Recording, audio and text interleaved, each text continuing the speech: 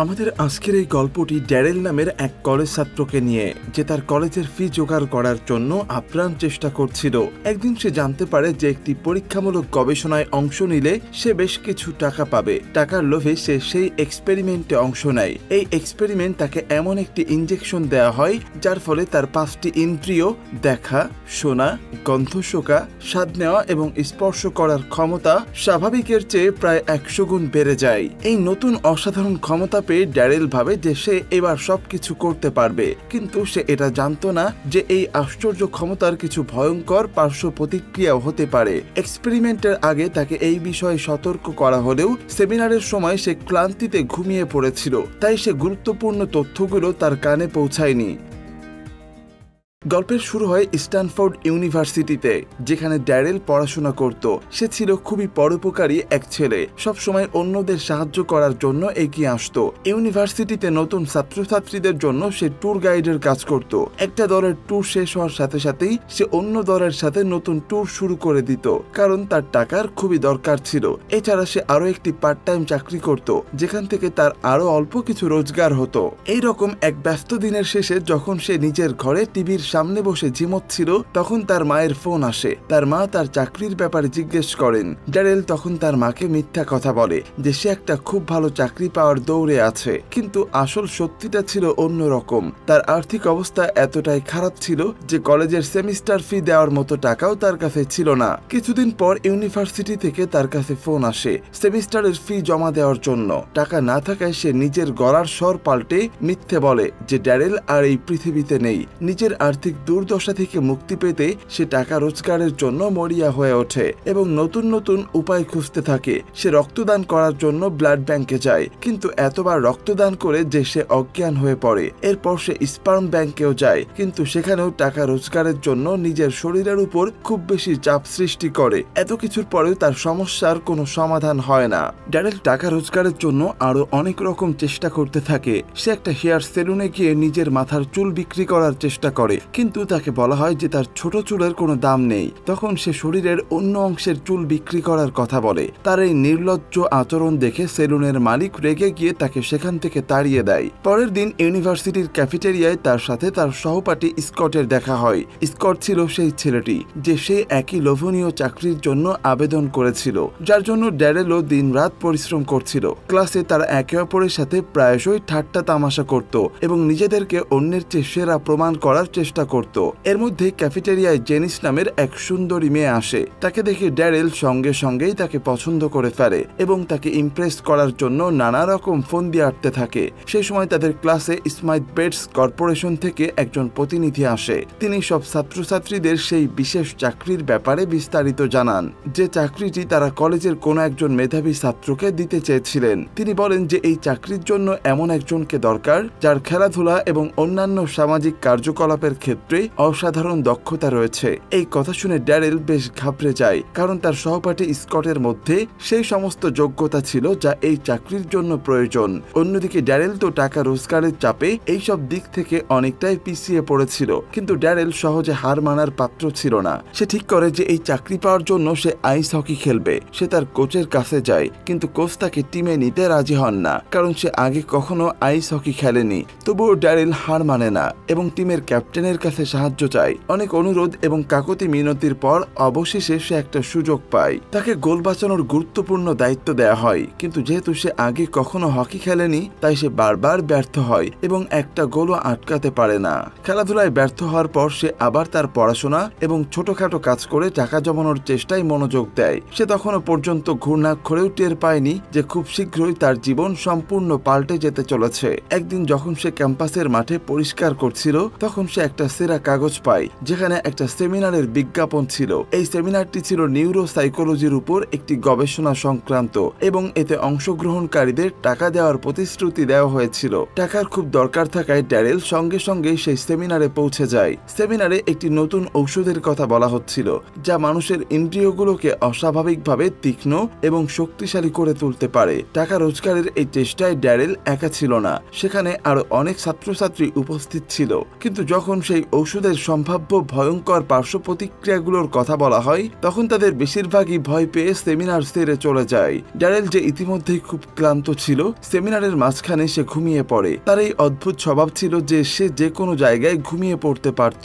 যখন তার ঘুম ভাঙে তখন সে নিজেকে সম্পূর্ণ ফাঁকা একটা ঘরে একা দেখতে পায়। সেমিনারে যা কিছু গুরুত্বপূর্ণ কথা বলা হয়েছিল তার কিছুই সে শুনতে পায়নি। সেই ঔষধের পার্শ্ব প্রতিক্রিয়া সম্পর্কে সম্পূর্ণ অজ্ঞ থাকা সত্ত্বেও শুধুমাত্র টাকার লোভে ড্যারেল সেই এক্সপেরিমেন্টে অংশ নিতে রাজি হয়ে যায়। এরপর ড্যারেলের সাথে ডক্টর থমাসের দেখা করানো হয়, যিনি এই গবেষণার প্রধান ছিলেন। ডক্টর থমাস তাকে ভালো করে বুঝিয়ে বলেন যে প্রতি রাতে ঘুমানোর আগে তাকে এই ঔষধের 6টা ইনজেকশন নিজের শরীরে নিতে হবে। তিনি এটাও বলেন যে শুরুতে তার কিছুটা হ্যালুসিনেশন এবং হালকা শারীরিক অস্বস্তি হতে পারে, কিন্তু কিছুদিন পর সে এই ঔষধের আশ্চর্য ক্ষমতা দেখতে পাবে। ড্যারেল এসব কথা শুনে একটু হলেও অবাক এবং চিন্তিত হয়, কিন্তু টাকার খুব বেশি দরকার থাকায় সে রাজি হয়ে যায়। সেদিন সন্ধ্যায় ড্যারেল একটা পার্টিতে যায়, যেখানে সে তার সুন্দরী সহপাঠী জেনিসকে দেখতে পায়। সে অনেক সাহস করে জেনিসকে ডেটে যাওয়ার প্রস্তাব দেয় এবং জেনিস যখন সেই প্রস্তাবে রাজি হয়ে যায় তখন তার আনন্দের আর সীমা থাকে না। কিন্তু ঠিক তখনই সেখানে স্কট এসে উপস্থিত হয় এবং সবার সামনে ড্যারেলের মজা ওড়াতে শুরু করে,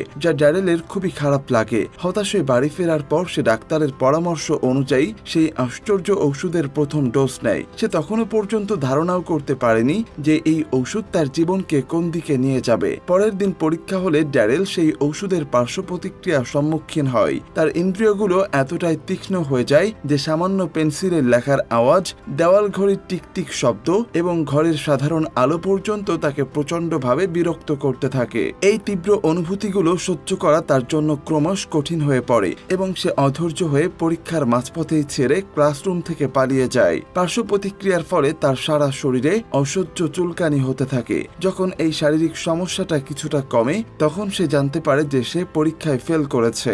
নিজের এই অদ্ভুত সমস্যার সমাধান খুঁজতে সে আবার ডক্টর উইডনের কাছে যায় এবং তাকে নিজের সমস্ত অবস্থার কথা খুলে বলে। ডক্টর উইডন তাকে শান্ত করার চেষ্টা করে এবং তাকে বোঝান যে এইসবই সেই ঔষধের প্রভাব এবং এটা একটা স্বাভাবিক শারীরিক প্রতিক্রিয়া। তিনি তাকে পরামর্শ দেন যে সে যেন নিজের ইন্দ্রিয়গুলোর উপর নিয়ন্ত্রণ আনতে চেষ্টা করে এবং এই নতুন পাওয়া শক্তিকে নিজের সুবিধার জন্য ব্যবহার করতে শেখে।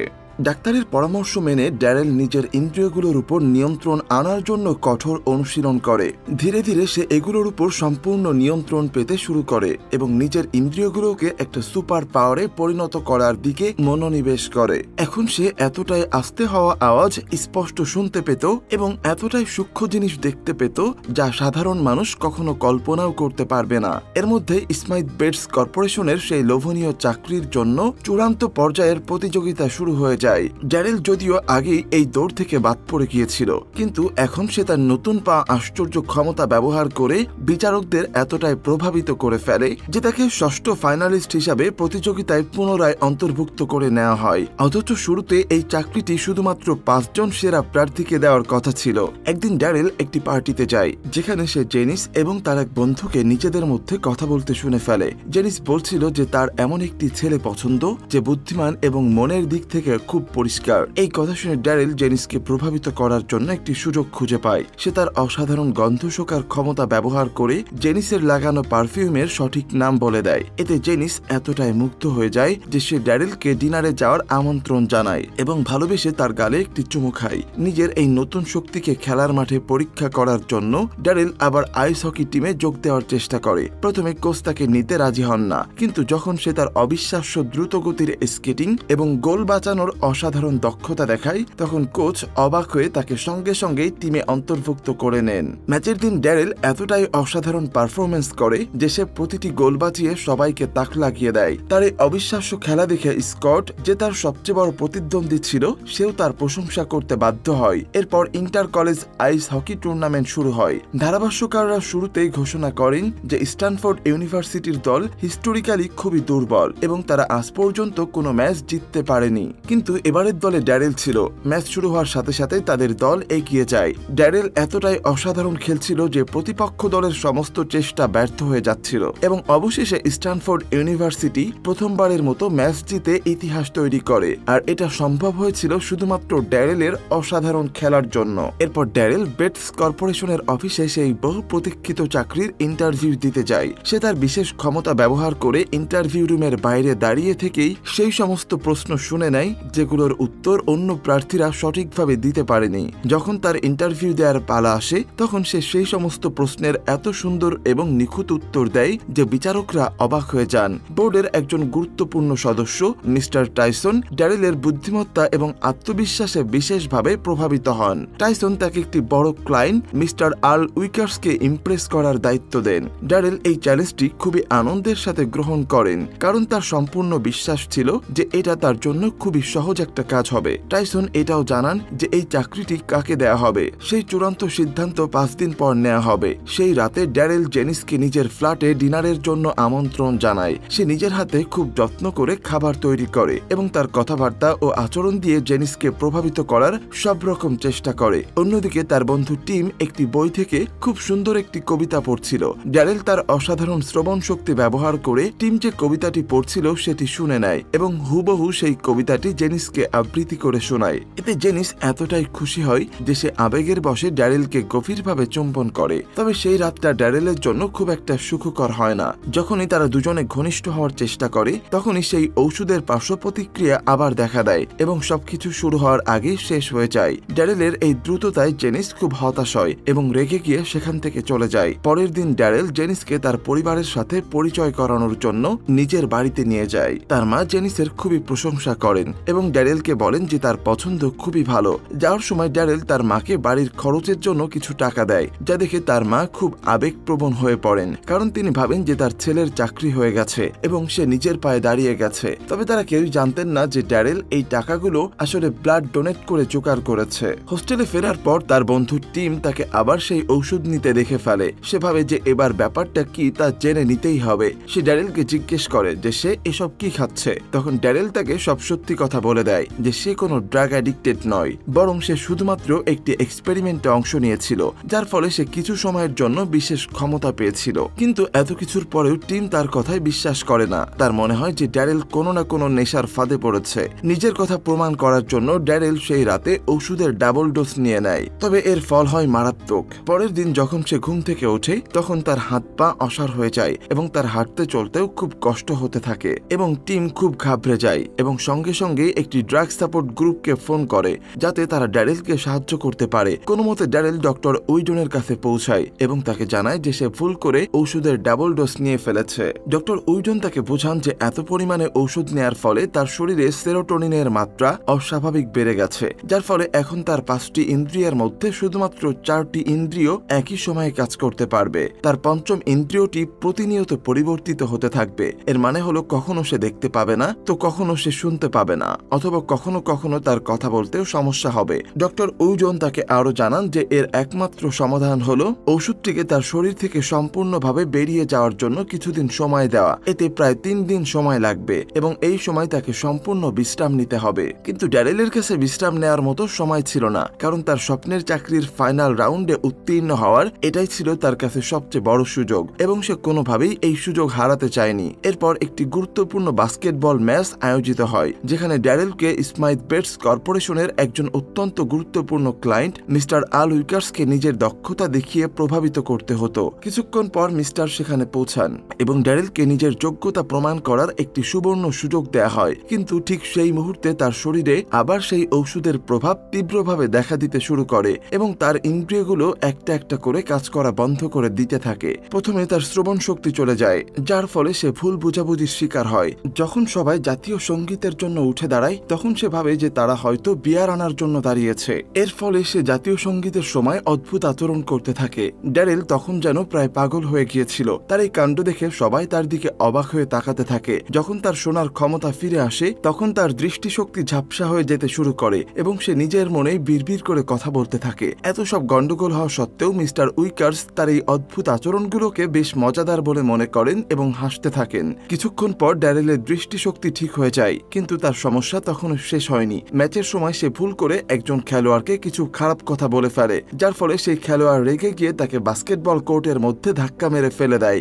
এই ঘটনার ফলে মিস্টার উইকার্সের সাথে তার কথাবার্তার পরিবেশ কিছুটা হলেও খারাপ হয়ে যায়। কিন্তু মিস্টার টাইসন তাকে সাহস যোগান এবং বলেন যে এখনো মিস্টার উইকার্সকে ইমপ্রেস করার সুযোগ তার হাতে আছে। সেই রাতে হোস্টেলে ড্যারেলের বন্ধু টিম দেখতে পায় যে লরেন নামের একটি মেয়ে তার ঘরের দিকে আসছে। এটা দেখে সে ভয় পেয়ে যায় এবং আবার ড্রাগ সাপোর্ট গ্রুপকে ফোন করার সিদ্ধান্ত নেয়, কারণ তার মনে হয় যে ড্যারেল আবার কোনো নতুন সমস্যায় পড়েছে। লরেন আসলে জেনিসের বোন ছিল। সে ড্যারেলের সাথে ফ্লার্ট করার চেষ্টা করতে থাকে, কিন্তু ড্যারেল তখনও পর্যন্ত ঠিকমতো শুনতে বা বুঝতে পারছিল না। যখন তার শোনার ক্ষমতা ফিরে আসে তখন লরেন তাকে চুমু খেতে শুরু করে, কিন্তু ওষুধের প্রভাবে তার শরীর এতটাই অসাড় হয়ে গিয়েছিল যে সে কিছুই অনুভব করতে পারছিল না। যখন লরেন বুঝতে পারে যে ড্যারেল তাকে খুশি করতে পারছে না, তখন সে রেগে গিয়ে সেখান থেকে চলে যায়। ঠিক সেই সময় জেনিস সেখানে এসে পৌঁছায় এবং তার বোনকে ড্যারেলের ঘর থেকে বেরিয়ে আসতে দেখে। সে ভুল বুঝে যে ড্যারেল তাকে ধাক্কা দিচ্ছে। রাগের মাথায় সে ড্যারেলের ঘরে যায় এবং তাকে অদ্ভুত অবস্থায়, প্রায় পোশাকবিহীন অবস্থায় ঘরের মেঝেতে পড়ে থাকতে দেখে। এটা দেখে জেনিসের রাগ